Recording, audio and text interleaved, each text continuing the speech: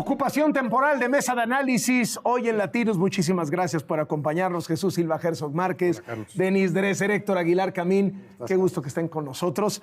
Obviamente, antes que cualquier otra cosa, el tema de la expropiación, o como dice el presidente, que no es expropiación, es ocupación temporal de 120 kilómetros de vías férreas de Grupo México. ¿Qué te dice, Jesús? Bueno, me dice, junto con otras muchas señales que hemos visto a lo largo de las semanas recientes, que el presidente le declara la guerra al mundo, que tiene pleito con las instituciones de los contrapesos, pero que también es capaz de intimidar al sector privado, y el sector privado no tiene ni siquiera el talante para confrontar esa señal. Yo creo que tan preocupante de que pues no hay ninguna disposición al diálogo, a la negociación, y que se usa el poder de los uniformados para hacer el capricho del presidente. Yo creo que es una señal más de las señales amenazantes que estamos escuchando todas las mañanas, no solamente en lo que dice el presidente. Creo que ya nos hemos habituado a ese rumor cotidiano de provocaciones, de agresiones, de insultos, sino lo que está llegando al diario oficial de la Federación, lo que consiste en la acción del Ejecutivo Federal confrontando a la Suprema Corte de Justicia, desconociendo sus resoluciones y además con esta política del descaro. Yo creo que en eso estamos, en la política en donde no hay ningún pudor para violar la ley, ninguna timidez para entender que la confianza para los inversionistas es crucial para nuestro país en este momento, y la determinación de hacer su voluntad independientemente de que se atropellen los derechos, la ley, etcétera, ¿no? ¿Cómo la ves, Denise? Pues veo a un presidente que está dando manotazos frente a los esfuerzos de la Suprema Corte y de otras instituciones de contener el poder que él quisiera ejercer de manera absoluta y sin restricción. Y estos manotazos tienen que ver, en primer lugar, con que no quiere contrapesos, no quiere autonomías, está muy enojado con las resoluciones recientes de la Suprema Corte, incluyendo la última que declara ya el fin del famoso decretazo que ocultaba, que reservaba la información de sus obras por seguridad nacional. Eso le molesta, y creo que la reacción inmediata es un decreto blindando las obras a futuro. Y siguiente paso, una expropiación que no es expropiación, y luego una ocupación temporal o lo que él quiere que signifique en su momento. Pero es un presidente que tiene ya mucha prisa porque sabe que se le está terminando el tiempo. Él quiere entregar sus obras y quiere blindar las obras. Incluso lo dijo, creo que hoy en la mañanera, es que si las dejamos así, las van a privatizar. Fonatur no tiene la fuerza para defender al Tren Maya. Entonces él quiere que esto quede bajo la vigilancia y el control supuestamente del Estado, y vende esa narrativa con esta idea de la expropiación gloriosa del petróleo, Lázaro Cárdenas, nosotros somos los nuevos cardenistas, cuando en realidad son expropiaciones muy distintas, porque aquí lo que se está haciendo es expropiar o arrebatar recursos para o vías férreas, Ferrosur, lo que él determine, los terrenos cerca del AIFA, para entregárselos no al Estado mexicano, sino al Ejército, a las Fuerzas Armadas, porque esto también forma parte de la lógica del fin del sexenio. Como él ya no va a estar, necesita subcontratar el cuidado de sus obras y de su legado a la única institución en la cual confía y a la cual le ha dado poder, recursos, presupuesto, acceso ilimitado, capacidad de espionaje, incluso impunidad y resguardo y opacidad total, que es el Ejército. Hoy el Ejército es el nuevo poder fáctico, es la columna vertebral de la gobernabilidad a futuro de la 4T. Y así yo entiendo estas expropiaciones, más que el deseo de que el Estado se apropie de cosas a los pobres, en nombre, para todos los mexicanos. Cuéntanos. en nombre del interés público, porque ni siquiera está comprobado que esas obras van a ser viables, factibles, van a generar, no se hicieron ni estudios de costo-beneficio, ni análisis de qué beneficios reales podrían traer en términos de desatar el desarrollo económico en el sur, crear empleo en el sur. No sabemos si van a ser viables a futuro. Por lo pronto han sido un enorme hoyo negro en el presupuesto, empezando por Dos Bocas, que ya rebasó 2 veces el presupuesto inicial. Entonces entiendo esto como una entrega de su legado al ejército. Héctor Aguilar Camín, ¿qué nos dice sobre la lectura que está haciendo el presidente de la recta final de su administración? Bueno, yo creo que está marcada por la prisa y por la megalomanía, porque lo que queda muy claro en las últimas matinés del presidente y en sus decisiones, porque las decisiones son muy importantes, es qué es lo que él piensa que va a ser su legado. ¿Cuál es el tipo de régimen político que él va a heredar? Entonces, si tú pones las cosas juntas, en su cabeza él va a ganar la mayoría constitucional en el Congreso. En el 2024. En el 2024. Y con eso va a transformar al árbitro electoral, lo va a hacer de consejeros electos, pero una oficina de gobernación. A la Suprema Corte la va a volver una corte electa sujeta a la política y al vaivén de los votos. Y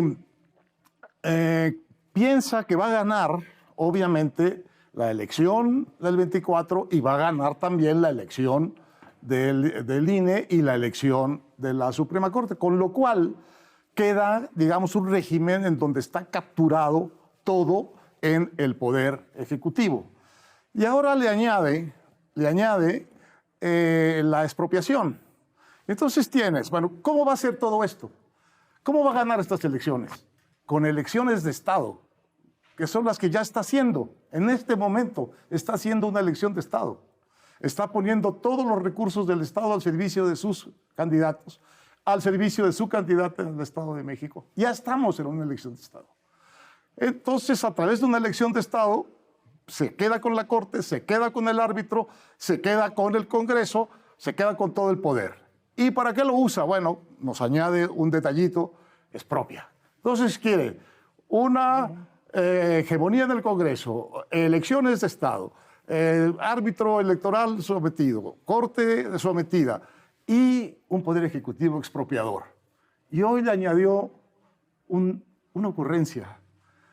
Dice, bueno, si no compra Banamex, la REA, pues a lo mejor la compramos nosotros. Entonces, un poder ejecutivo compra, propietario también. Estatizado. Propietario. Y entonces creo que está bastante claro qué es lo que quiere. Ahora, ¿ustedes ven alguna posibilidad de que gane la mayoría constitucional? Pero Héctor, el que tenga como expectativa el que su partido se quede en la presidencia, que tenga mayoría en el Congreso, que sus obras emblemáticas perduren, me parece que es parte de la lógica de un político. Lo que a mí me parece gravísimo es la manera en que lo está haciendo. El hecho de que hay claramente una política de ilegalidad en que todos los días vulnera la ley electoral haciendo campaña por sus piezas y que además está ejerciendo el liderazgo de la presidencia de la República con su poder intimidatorio. Y esas son las señales que estamos escuchando. La estamos escuchando, las leemos en el Diario Oficial de la Federación, pero también otra cosa que tú apuntabas hoy en tu artículo, Héctor, que es el del desplazamiento de estos grupos que intimidan, que agreden, que amenazan a los enemigos del presidente de la República. Yo creo que lo que pasó el fin de semana en donde el gobernador de un estado de la República va a la Suprema Corte de Justicia para hacer despliegue funerario de la presidenta de la Suprema Corte de Justicia es gravísimo. En la Suprema Corte de Justicia hemos visto firmeza. Creo que mucha claridad, firmeza para decir, nosotros tenemos una chamba que es distinta a la del presidente de la República. Lo que es muy grave es que esa intimidación funciona en los empresarios mexicanos, que desde antier están muy callados. Lleva todo el sexenio callados, ¿no? Pero ahora tienen no un discurso hostil a los empresarios, tienen una decisión frente a la cual no tienen absolutamente ningún reflejo. Me parece gravísimo porque es una intimidación eficaz. Los empresarios, los grandes empresarios, le han quedado de ver al país. Desde hace mucho tiempo, y no solo en este sexenio, y de alguna manera en este sexenio están pagando el costo de lo que tendrían que haber hecho antes y no quisieron hacer. Porque ¿qué tipo de sector empresarial, digamos, a nivel hasta arriba tenemos? The Economist acaba de publicar su índice internacional de capitalismo de cuates. México creo que antes estaba en el lugar número 9, ascendimos al lugar número 6. ¿Cómo ha sido nuestro capitalismo? Ha sido de oligarcas extractores, rentistas, expoliadores, en complicidad con el gobierno. Y eso sigue. Y eso sigue. Es un empresariado que en lugar de exigir terreno nivelado de juego, reglas claras para todos, aceptar la competencia, competir con base en la innovación, ha querido seguir gobernando desde la punta de la pirámide, aprovechándose de un capitalismo cuatista, donde los favores que te daban desde presidencia era lo que tú gozabas. O sea, no exigías un cambio de reglas para todos. Estabas conforme con la discrecionalidad presidencial. Están pagando el costo de eso ahora, porque la discrecionalidad de antaño ahora está mucho más reforzada. El Wall Street Journal publicó ayer un editorial, creo que muy elocuente, en el que decía el estilo de negociar de Andrés Manuel López Obrador es a cuarto cerrado y si no puede intimidar en ese cuarto, envía al ejército. Esto es lo que venía sucediendo desde la presidencia imperial. Así vimos al presidente tratar con el sector privado. Te doy, me das una concesión y a cambio cobertura favorable, o te doy Telmex y te protejo para que no tengas que competir con otros empresarios. Así fue. Eso empezó a cambiar en la década de los 90 porque nos dimos cuenta que esa discrecionalidad era pésima para el país, era muy buena para los grandes empresarios, muy mala para los consumidores y para los ciudadanos. Empezó a cambiar pues con la creación de la Comisión de Competencia, con la creación del IFETEL, con instancias autónomas reguladoras que lo que querían era contener precisamente a ese empresariado rapaz, del cual, por cierto, Germán Larrea es un ejemplo emblemático. Pero ¿qué pasó con los empresarios? Eso no les gustó y empezaron a tratar de obstaculizar todo lo que venía de la Comisión de Competencia, todo lo que venía del IFETEL, y precisamente porque no quisieron ajustarse a una realidad más competitiva y no quisieron perder los favores y no quisieron perder los apoyos, ahora se han vuelto víctimas de esa discrecionalidad exacerbada que el presidente ejerce, no en favor del país, en favor de sí mismo. Héctor. Los empresarios valoran mucho que el presidente haya sido muy riguroso con las finanzas públicas y con la macroeconomía. Y yo creo que valoran otra cosa que no dicen ellos, pero que sí dicen las cifras. Y es que les ha ido muy bien en este gobierno. De manera que si tú ves cómo les ha ido, digamos, a la parte que más concentra del ingreso en México y a la parte que menos, pues ha sido en parte, digamos, discutiblemente, pero visiblemente también el gobierno de primero los pobres, pero ha sido indiscutiblemente el gobierno de primero los ricos, porque los ricos han duplicado su peso en el reparto de la riqueza en México. Carlos Slim, Ricardo Salinas Pliego, sus fortunas han crecido de manera exponencial en este sexenio. Son beneficiarios de adjudicaciones directas, de licitaciones en las que siempre ganan. O sea, no ha desaparecido esa famosa mafia en el poder. Sigue viva, solo que hay nuevos mafiosos. Bueno, el tema es ese. El tema es cómo un presidente con sentido político puede tener con sus discrecionalidades para entregar recursos y contratos, contenta a un sector empresarial con no moverle el piso macroeconómico y abrirles también, en la medida de lo posible, el pesoducto. A ver, los empresarios han buscado el arreglo en lo oscurito con el presidente. Sin embargo, de pronto... No está tan en lo oscuro. Bueno, el arreglo individual, ¿no? Sí. Y de pronto da un manotazo así el presidente. Es decir, te arrodillas y te escupe. ¿Qué te dice eso de qué tipo de negociación es realmente estable con un presidente así? Pues me parece que habla de el tipo de vínculo que hay, ese vínculo económico, político, al que se habituó nuestra clase empresarial y que en efecto no se cuestiona y no se rompe en este gobierno, lejos de esa divisa de que hay que separar al poder político del poder económico. Hay que usarlo, ese poder político, de otra manera, con mucha mayor discrecionalidad, pero es desde Palacio Nacional en donde se escogen a los ganadores y se amenaza con que una mala relación con el presidente puede ser ruinosa para un empresario. No obstante, esto es muy popular. O sea, es decir, tú escuchas al presidente decir, le quitamos 120 kilómetros de vías de ferrocarril a un impresentable empresario, el segundo más rico de México, para dárselas al pueblo. No, hombre, eso es un punto de venta maravilloso. Es un punto de venta fantástico porque ya viene cultivando desde hace mucho tiempo el discurso polarizador de ellos contra nosotros, las élites contra el pueblo, los empresarios rapaces versus aquellos que han sufrido, han padecido el saqueo sexenal. Es una narrativa muy poderosa, la hemos discutido en esta mesa. El problema es que si realmente quisieras separar el poder político del poder económico, hacer una mejor redistribución de la riqueza, este presidente tenía instrumentos para hacerlo al inicio del sexenio. Se hace con políticas fiscales, se hace con una reforma fiscal de gran envergadura, se hace con regulación, se hace fortaleciendo a la Comisión Federal de Competencia. Tienes mejores instrumentos. Este instrumento de la expropiación es un instrumento eminentemente político. Su razonamiento no es ya vamos a echar a andar el corredor transísmico que ni siquiera existe.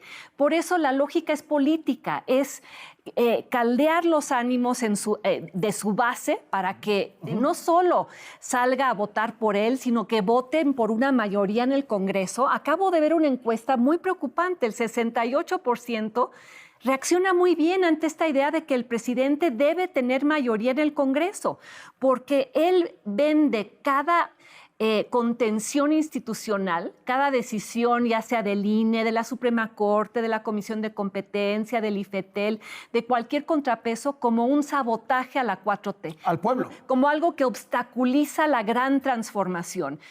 Y la única forma de oponerse a esos contrapesos es con mayorías que le permitan cambiar la naturaleza de la Corte, cambiar la naturaleza del INE. Ahora, ¿ustedes piensan que esto proviene de un presidente que se ve a sí mismo como muy poderoso? Yo lo veo como un presidente que tiene miedo a que esto no cuaje, a que su legado no sobreviva de la manera... O la certeza de que ya no cuajó. O sea, porque un poco lo que pintaba Héctor hace un instante es, y creo que todos hemos o tenemos hijos adolescentes, que quieren hacer la tarea en los últimos 10 minutos del camión rumbo a la escuela. Es decir, todo lo que no pudieron hacer, todo lo que no pudo hacer en 5 años, lo quiere hacer en septiembre del 24, ¿no? O sea, ya que tiene esta supuesta mayoría en el Congreso. Al paso que va con sus obras emblemáticas, va a tener que preocuparse de tener la mayoría constitucional también en 2030, porque va a necesitar, para terminar todo lo que no ha terminado, no 1 o 2 sexenios. A ver, pero Héctor, ¿este es el Andrés Manuel que nos temíamos? O sea, la versión del peligro para México, ¿este es el Andrés Manuel que creímos que a lo mejor ya no iba a llegar, el de expropiase tipo Chávez? O sea, ¿esto es lo que vamos a tener el próximo año? O sea, desde ya y hasta el próximo año. Yo creo que es el anuncio del embrión de que eso es lo que podemos tener. Porque este es el primer golpe, el primer manotazo expropiatorio que da es este. De alguna importancia, porque es verdad que ha expropiado para muchas cosas, que están también en litigio, expropió cosas para el Tren Maya, sí. Hay muchos litigios, Todo es un gobierno lleno de litigios. Va a tener el gran adversario de este gobierno al final va a ser su propia ilegalidad y las instancias legales que lo contienen. Es ahí donde ha perdido las batallas y todas las que vienen probablemente las va a perder porque es groseramente ilegal, groseramente inconstitucional lo que plantea. Y hay una gran torpeza, no se toma la menor molestia de conseguir una asesoría elemental para hacer lo que quiere hacer. No hace por acercarse al otro, nada, por cruzar el río. Y ahí lo que yo creo es que sí hay un anuncio del peor personaje que nos temíamos, creo yo.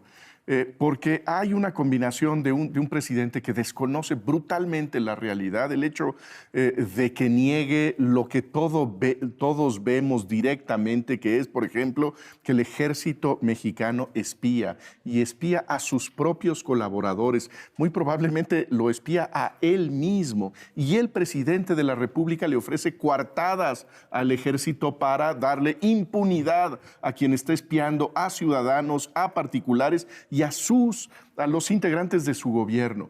Hay no solamente este desconocimiento de la realidad, sino este descaro de violar la ley claramente, porque a juicio del presidente no hay que seguir ningún camino, ningún procedimiento legal, porque su voluntad lo justifica absolutamente todo. ¿Pero no crees que y luego la guerra a las instituciones, que sí me parece que puede llevarnos a una crisis constitucional, que tengamos nosotros un órgano del Estado mexicano que no se puede integrar por el capricho, por el boicot político del presidente de la República, me parece muy grave. Ahora, ¿no crees que lo sabe el presidente, perdón? Es decir, sabe que está fracasando, o sea, se da cuenta. Claro, en la mañanera tiene que vender al camello, como se dice, pero lo sabe. Sabe que está violando la Constitución. Sabe que sus dichos generan violencia. O sea, ya pasamos de lo verbal a lo físico contra los periodistas el fin de semana en la Suprema Corte. Es decir, lo sabe. Yo creo que el medidor del éxito del presidente no es el medidor que podríamos tener en esta mesa, que tendría que ver con los resultados sociales, económicos, con los indicadores. Tiene que ver con el espejo de su vanidad. Y en ese está a todo dar el presidente. No, la popularidad está muy bien. No solamente le está yendo bien, sino que ve a una oposición que no construye una alternativa y que tiene no solamente la probabilidad altísima de reelegirse Morena en la presidencia de la República, sino de tener una gran fuerza parlamentaria. En ese sentido, todo lo que hace, estas provocaciones, este hostigamiento, este descaro de ilegalidad, estos insultos, son redituables políticamente de acuerdo a lo que él está buscando de la política. ¿Le está saliendo, Denise? ¿Le está saliendo a López Obrador? Esto que nos escandaliza tanto, ¿le está saliendo? ¿Le está funcionando? ¿Conecta con mucha gente? La semana pasada fue una semana terrible para el López Obradorismo. ¿Por qué? Pues por la forma en la cual la Suprema Corte lo batió y le dijo, a ver, si tu partido en el Congreso no sigue las reglas, los protocolos de cómo hay que votar la legislación, pues te vamos a tumbar eso, que fue exactamente lo que sucedió. Y luego vino el segundo fallo de la Suprema Corte diciéndole que el decretazo también violaba la Constitución. Entonces, no le funciona en la medida en la que el gobierno se sabotea a sí mismo violando la ley. Ahora, nos pone en una situación complicada porque me parece que el único muro que existe realmente en este momento es la Suprema Corte. Y por eso es que el presidente avaló que el gobernador de Veracruz trajera a sus huestes y que pusieran ahí un ataúd con la figura de Norma Piña y no condenó esa violencia. Porque lo que necesita en este momento para que lo demás funcione es que la Corte pierda prestigio, la Corte se convierta en el principal enemigo, que sea capaz de movilizar una votación masiva para que haya una mayoría que logre transformar a la Corte en algo que se vote a futuro. ¿Dónde se rompe esta narrativa, Denise? Se rompen los resultados. Bueno, claro, pero no parecen estar. O sea, si la evaluación de López Obrador fuera de resultados, traería 15% de popularidad.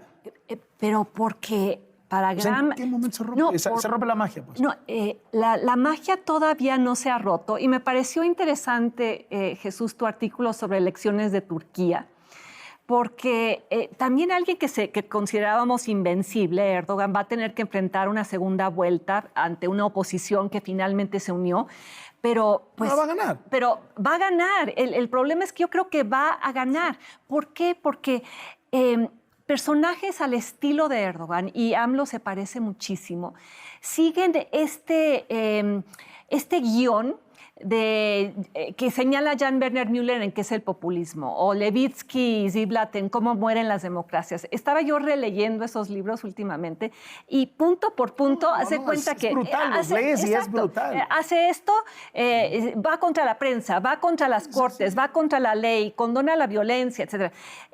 Sigue el guión.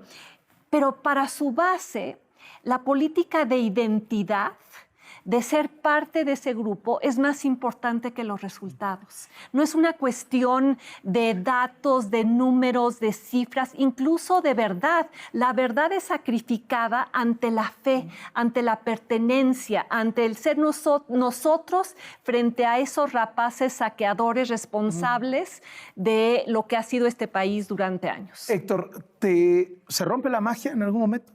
Pues yo creo que la magia se rompió en 2021, ¿no?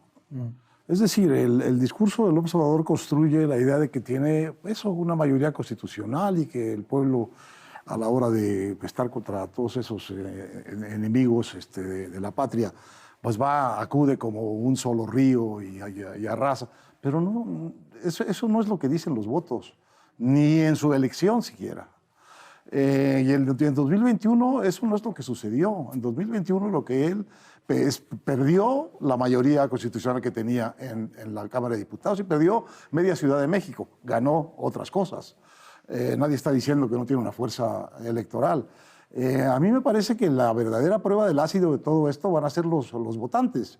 Y esto es a lo que tenemos que atender. A ver, soltabas hace un ratito una pregunta. Decías, ¿por qué ganaría en el 24 la mayoría constitucional? O sea, ¿qué le hace pensar a la gente que en el 24 el presidente va a arrasar? Es que no la ha ganado. Es imposible que la gane. No la ha ganado. No es así como la morfología de la votación en México. Y menos si realmente se dividen, se polarizan como él quiere. Porque la polarización que él ofrece tiene un lado muy amenazante para la gente que puede hacer la diferencia en esa votación, que es la clase media. Ese López Obrador, que es el peor que nos temíamos, es muy amenazante para la clase media. Y a diferencia de Erdogan, no tiene el control de todos los instrumentos. Erdogan tiene el control del tribunal, tiene el control del árbitro. Lleva muchos años de manejar eso. Las de Erdogan son como las elecciones del PRI antiguo. Es decir, lo notable es que haya aparecido una oposición que encontró, y lo explica muy bien Jesús, maneras de salirse del discurso de polarización y entregarle a cada parte de los votantes algo. Pero es una elección, digamos, de Estado tal cual. La de López Obrador todavía no es eso. No pudo con el INE, no ha podido con la Corte, y yo creo que no ha podido con la mitad de los votantes. ¿Te suena? No mucho. No, yo tampoco estoy de acuerdo. Yo creo que la última vez que nos reunimos aquí, sugería que desdramatizáramos la elección del 24. Yo creo que hay que dramatizarla. Yo creo que sí hay que verla con una gran preocupación. Yo creo que claro, las últimas semanas han sido muy preocupantes, no solamente por la manera en que se declara la intención de hacer esta votación en la elección de Estado, y coincido con lo que dice Héctor, tiene toda la intención de usar todos los instrumentos a su alcance para hacer que la votación sea abrumadora por Morena. No solamente eso está declarado, sino que veo con gran preocupación lo que se anuncia en el otro campo. Es decir, no creo que vaya a cuajar un espacio de una alianza opositora. Me parece que se resquebraja y estamos oyendo cómo cruje esa alianza y que vamos a tener seguramente 2, 3, 4 candidatos de oposición. En ese contexto, con una gran operación política desde el oficialismo para cohesionar a los aliados de López Obrador, yo creo que la amenaza es seria. Sí puede haber ¿Dos tercios de la votación?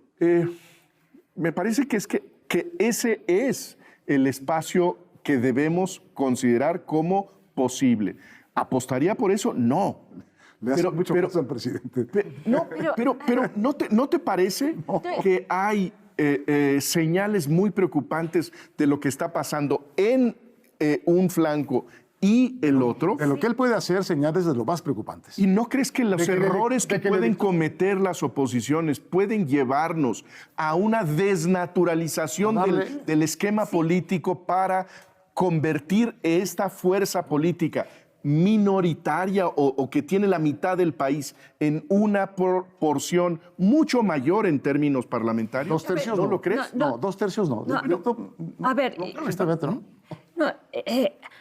¿qué va a hacer el presidente de aquí al día de la elección? Todo lo que necesite para elevar su popularidad y la de su partido. Elección de Estado, dijo Héctor. Sí, exacto. Violando la ley, por cierto, ante un INE que no el nuevo INE, con los nuevos consejeros, no ha adoptado una postura de fuerza que esperaríamos. Ya dijo, juegue. Exactamente, que es llevar a una elección de Estado en la medida en la que se desnivela el terreno de juego para la oposición. O sea, primer obstáculo. Segundo obstáculo, en la medida en la que hace estas medidas que a ti no te gustan, a mí me preocupan, a ti te angustian, pero allá afuera hay un electorado que las entiende como en su beneficio y el sector que está preocupado, el sector que votaría en su contra es la clase media, pero esa clase media que votaría por la oposición potencial, ve esa oposición dividida, ve esa oposición en la que Movimiento Ciudadano está diciendo con el PRI no voy ni a la esquina, ven una oposición liderada por Alito que no van a hacer ni siquiera un esfuerzo de proveer una candidatura a través de un ejercicio democrático, que por cierto las encuestas revelan que la ciudadanía preferiría un ejercicio democrático. O sea, vemos una oposición que tampoco se está ayudando a sí misma, mientras el presidente está reconstituyendo todo lo necesario para llevar a cabo una elección de Estado con un elemento adicional, que es el que siempre traigo a la mesa, que es el papel del ejército. Eso no lo tenía el ejército operando electoralmente. El ejército operando electoralmente y operando en todo sentido. Eso no lo tenía Luis Echeverría, eso no lo tenía José López Portillo. Pues es un nuevo factor de poder y a ver cómo se comporta. Ya es un stakeholder en el resultado de la siguiente elección porque ya le entregaron, un sinnúmero de obras y negocios. ¿Qué hacemos? Aquí ya este arroz ya se coció y el del año entrante ya se coció. No. ¿Y va a ser la paella de López? ¿Ya se coció el arroz? Desde luego que no, hay muchas cosas que pueden pasar. Yo creo que de lo que hay que hablar es lo que se ve en este momento. A ver, déjeme entonces hago la Yo lo escala que en el veo 23. en este momento, frente a lo que platicábamos hace un mes, es mucho más preocupante. A ver, escala en el 2023. Creo que el horizonte del pluralismo mexicano hoy es de pronóstico reservado. ¿Importa el 2023? Porque no solo... ¿Perdón? ¿Importa el 2023? ¿Importa el Estado de México y Coahuila? Pues importa muchísimo, por supuesto que O sea, ahí sí. vamos a tener una señal de si el arroz ya se coció. No creo que hay que cantarlo antes de que esté cocinado. Pero creo que hay que advertir las señales preocupantes que estamos viendo. También hay esta tendencia, Héctor, que el propósito de la crítica es animar al grupo político con el que uno siente afinidad. Yo creo que el deber es hacer la crítica de lo que uno ve enfrente. Sí, claro. Y lo que yo veo es muy preocupante. No veo posibilidad, no estoy viendo que las oposiciones estén en proceso de confluencia. No las veo con la claridad para tener un método razonable para todos y no veo tampoco figuras que sean figuras que puedan unir a ese desencanto, que tenga un discurso razonable, que confronte al régimen. Por eso me parece que hay que decir que hay señales que a mi juicio son muy preocupantes. Sí. A ver, hay una cosa, cualquiera que haya hecho un arroz en su vida sabe que si el arroz se cuece mucho antes de la hora de la comida, Se quema. o lo apagas o se te bate. O entonces te llega frío o te llega batido. Entonces, que se cuece el arroz con tanta anticipación me parece que deja un margen. Hay mucha incertidumbre. ¿Qué sucede con las corcholatas? ¿Cuál va a ser? Si las otras se acomodan, si una se sale, si una se va a otro refresco, en fin. Pero comparto la preocupación de Jesús. ¿Por qué?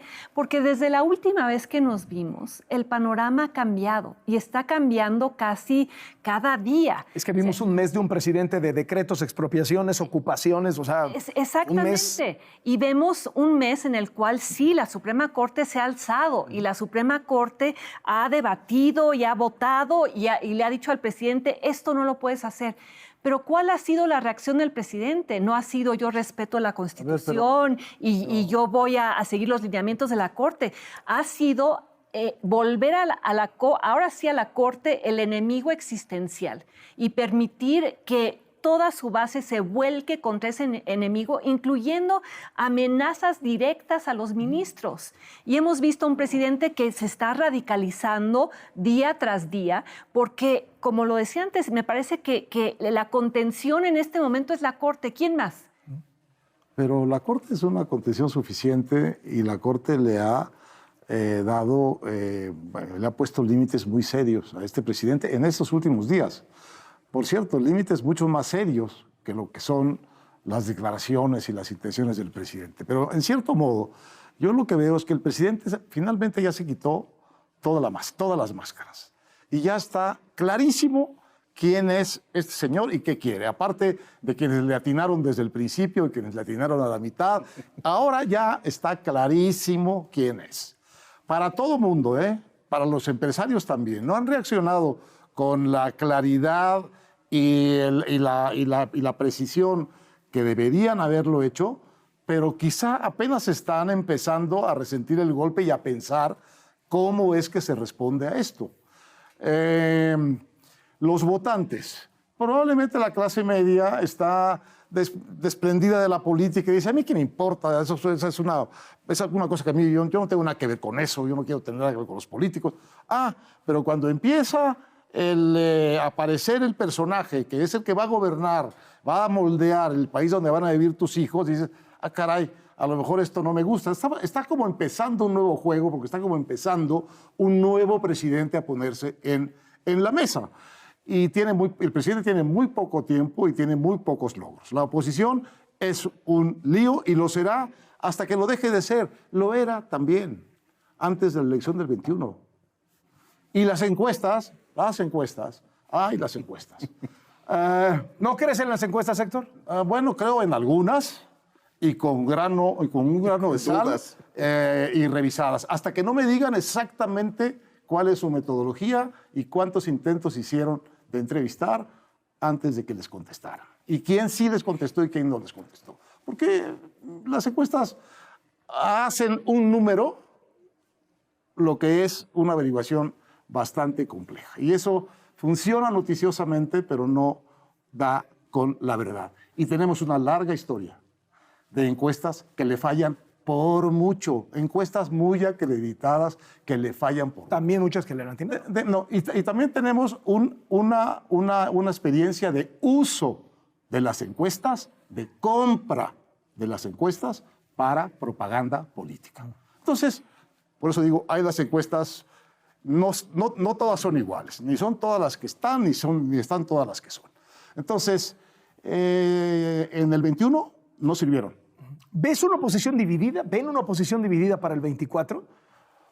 Con esto de MC y el PRI, con los pleitos que ya se empiezan a ver de corcholatas panistas, Santiago Krill, Lili Téllez. Yo la veo unida en el Estado de México y la vi unida en el 21. ¿Quién está separada de la oposición? Movimiento Ciudadano, hasta ahorita. ¿Qué va a pasar en el Estado de México? Va a ser muy decisivo para ver si siguen o no siguen. Pero en principio es una unidad extraña, complicada, que truena todo el tiempo y que ahí sigue. Vamos a ver. no les cantemos antes la derrota. ¿Qué te Eso es pareció lo todo. de MC, por cierto? MC. Pues me parece de una inoportunidad que se presta a pensar que quieren que gane Morena en el Estado de México. Denise. Morena y MC han votado juntos en muchas ocasiones. Bueno, por Delfina. Bueno, con el retiro de su candidato. Pero si vemos... No, por Delfina como candidata sí. en 2018. Hace 6 Sí, años. Exacto, tienes razón.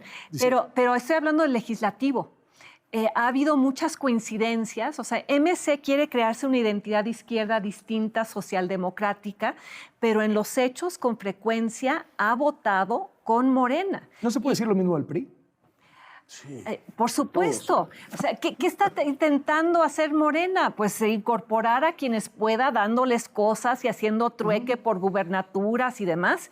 Ahora sí, me parece el peor timing posible que MC haya salido a decir con el PRI ni a la esquina justo unos días antes de la elección en el Estado de México. Yo creo que algo que decía Héctor es muy importante. Va a haber baraja nueva pronto y habrá baraja nueva en el momento en que haya candidaturas. Yo creo que ese va a ser un escenario muy distinto. Creo que deberemos revisar las cosas que estamos diciendo cuando haya figuras que analizamos, que comparamos y puede haber un juego muy distinto. Lo que yo estoy viendo también es que el efecto de la polarización política es que las afiliaciones son muy densas.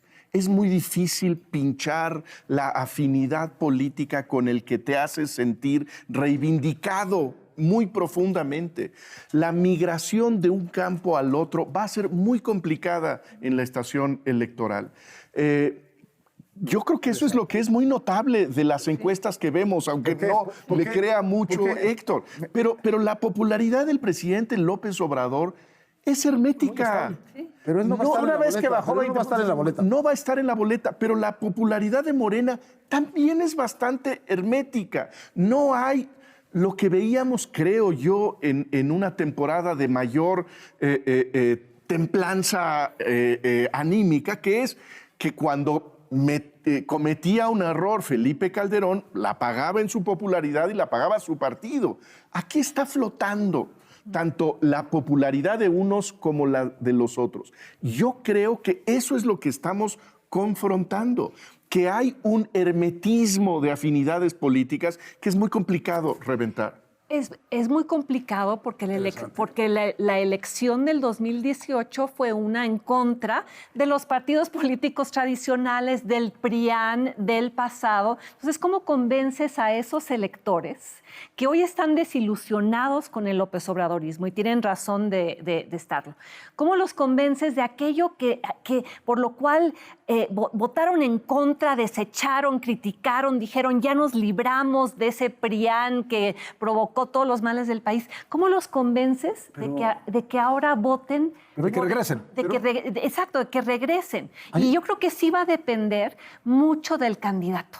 Pero hay una parte de la elección de 2018 que no es eso que estás diciendo, que es muy importante, que es la complicidad de Peña con López Obrador.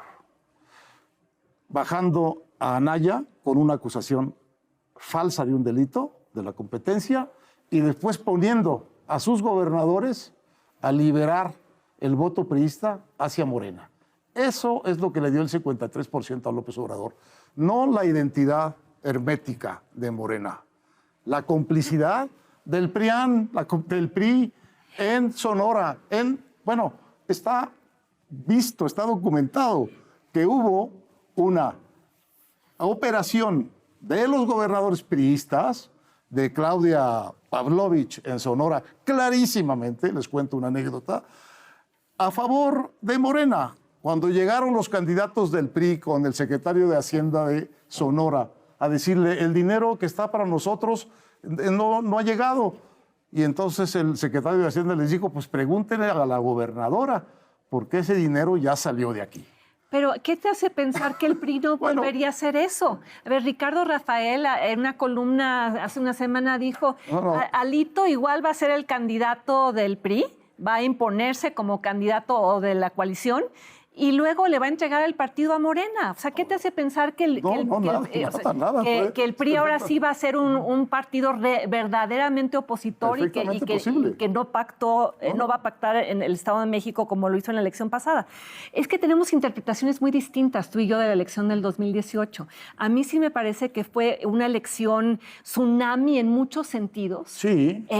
Pero tsunami... Pero yo me refiero a una franja nada más. No, yo me estoy refiriendo a la conversión de muchos votantes en votantes López Obradoristas que jamás lo hubieran sido antes. Y era porque fue una elección en contra del pasado. ¿Y tú crees que todos esos ya se regresaron?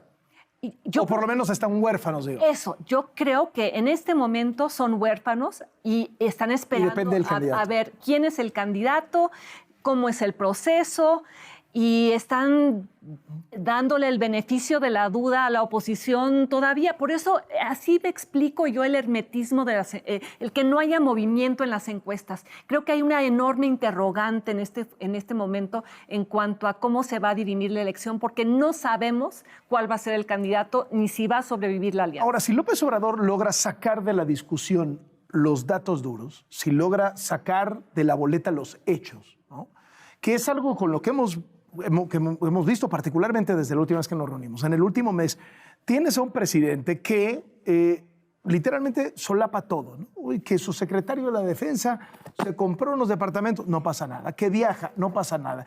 Que su hijo y las empresas de sus amigos íntimos, no pasa nada. Que 40 muertos en Ciudad Juárez, no pasa nada con Garduño. Que la prima Felipa, que el hermano Pío y el otro hermano Martín reciben dinero, no pasa nada. Es decir, no pasa nada. No pasa nada. El presidente dice no pasa nada. Es como si me estuvieras diciendo que tu trabajo no tiene sentido. No. Claro que pasan cosas. Claro que pasan cosas. Claro que a la gente le llega eso y la gente lo registra. Claro que pasan. Por favor. Pues ¿en qué país vivimos? Pero no afectan la popularidad presidencial. Creo que ese es el argumento de Carlos. Su popularidad se mantiene. Otra vez. O sea, es floresco. ¿Quién sabe qué están preguntando? ¿Quién sabe qué están preguntando? Porque los mismos encuestadores... Yo me refería al descaro con el que el presidente trataba de sacudirse eso y en cambio era capaz de aventarte todo el peso del Estado. Ese es un problema de los medios que no lo investigan bien. Esa es responsabilidad de los medios. Si los medios hicieran el trabajo que tú haces, sería una historia completamente distinta. Hay un silencio cómplice. No investigan los hechos, no van a los hechos, van a la mañanera. Hay otro jugador aquí. El papel de los medios, que tendrían que ser contrapesos, se enfrenta a ese poder muy grande que es el medio oficial de la mañanera, que repite las mentiras. No hay forma de periodismo más sencilla en el actual sexenio que agarrar 7 fragmentos de audio del presidente en la mañanera y presentarlos. Con eso llenaste tu espacio informativo. Yo creo que ese es un poco el fracaso de las oposiciones y de la crítica, que es que hemos sido involuntariamente patiños de la mañanera. ¿Sí? Bueno, tampoco así. En la medida en que le responde, sí. En la medida en que estamos en la réplica cotidiana de las tonterías, de los insultos, de las agresiones, de las incoherencias y construimos más a este personaje que es el referente único de la política mexicana. Yo creo que ese ha sido un error muy costoso y que es la gran oportunidad de la siguiente baraja, en donde no está ese personaje que sí se curtió frente a las agresiones y que todos los dardos lo engrandecen, porque los dardos vienen de esos sospechosos habituales, ¿no? Entonces, también lo pinchan. ¿Por qué? Bueno, pero yo sí creo, Héctor, que hay un teflón. Que con todo lo suspicaces que debemos de ser con todo, y eso incluye a las encuestas, hay algo que dicen las encuestas que es un fenómeno extraordinario. Yo diría... y creo que ha sido construido por todos. Sí, es un fenómeno afectivo, es un fenómeno, insisto, no necesariamente racional, sino identitario, tribal, muy similar al de otros líderes, como Trump, como en su momento Bolsonaro. No importaba lo que hicieran. Recuerden esa famosa frase de Trump de yo podría matar a alguien en la Quinta Avenida y de cualquier manera me elegirían. Es más, va a volver a ser el candidato del Partido Republicano, a pesar de haber armado un golpe de Estado, haber incitado a la violencia contra el Capitolio, haber sido un criminal, haber violado a una mujer. Bueno, la lista es larguísima. Lo mismo está sucediendo aquí y tenemos que encontrar la manera de romper ese teflón, de hacer que la verdad y los datos cuenten nuevamente, y nuestra responsabilidad como analistas es muy grande. Yo hago un mea culpa de haber caído en eso de responderle al presidente, pero cada vez que le respondo y que yo pongo un pedazo de la mañanera al cual respondo, yo le estoy dando publicidad de mis 4.6 millones de seguidores en Twitter a ese pedazo de lo que dijo el presidente, que es una mentira. Le estoy dando diseminación. Y creo que debemos aprender la lección de centrarnos nosotros en los temas que a nosotros nos importan y que deberían ser importantes para el país. Y creo que en algunos sentidos sí hemos logrado ganar ciertas batallas. Meter el tema de la transparencia, el del INAI, que la gente pronto diga hay que defender al INAI, meter el tema de la rendición Antes defender al INE. Defender al INE, ahora defender a la Suprema Corte, la importancia de los contrapesos, la importancia de que el presidente no sea omnipotente, la importancia de pues, que la oposición pueda competir en cancha pareja y que los peligros de que el presidente viole reiteradamente la ley y actúe de formas tan discrecionales. Porque esa discrecionalidad que antes no le había tocado al sector empresarial, ahora sí ya le tocó. Pero ya no saben cómo responder y es demasiado tarde. Tendrían que haber anticipado esto y tendrían que haber formado un frente común al inicio del sexenio. No es demasiado tarde. Viene la elección del 24, no es demasiado tarde. No, demasiado tarde. Bueno, para... si esta rueda sigue girando, si este es todo el chiste del asunto. Es más, casi dirías justo a tiempo. Yo lo resumiría así. López Obrador es una anomalía de la política mexicana. Es un político anómalo en la forma de ser de los políticos mexicanos. Es un político que crea realidad con lo que dice. Y es un político que tiene capital político propio. Los políticos mexicanos son del tamaño de su puesto, o un poquito menos. Y cuando pierden el puesto, lo pierden todo. Bueno, López Obrador no. Es una anomalía de la política mexicana y es una anomalía de la democracia mexicana. ¿Quién lo puede corregir?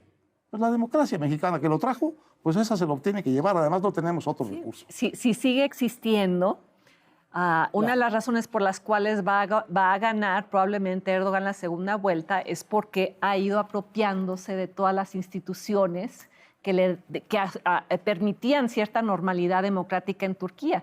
Aquí, en la medida en la que no le exijamos, por ejemplo, al INE, ¿por qué el INE ha estado tan calladito frente a la violación reiterada de la ley por parte de las corcholatas, por ejemplo? No, el INE trae una regresión burocrática muy seria. Sí. Se perdió. Valdría la pena analizarlo, por cierto. Al final se tocó el INE y se perdió el INE. No han nombrado una sola gente por consenso. Todos son encargados de despacho. Por cierto, no muy habilitados para los puestos. Y Guadalupe Tadei ha logrado despedir a algunos, incorporar a otros, quienes deberían ser su contrapeso en el Consejo General del INE no han logrado tener la fuerza suficiente para contenerla. Ella está morenizando a la alta burocracia del INE frente a nuestros ojos. Lo que quería el presidente. Les agradezco muchísimo, como siempre. Gracias, Jesús. Gracias, Denise. Gracias, Héctor. Un privilegio conversar con ustedes. La mesa de Latinus, ya la saben.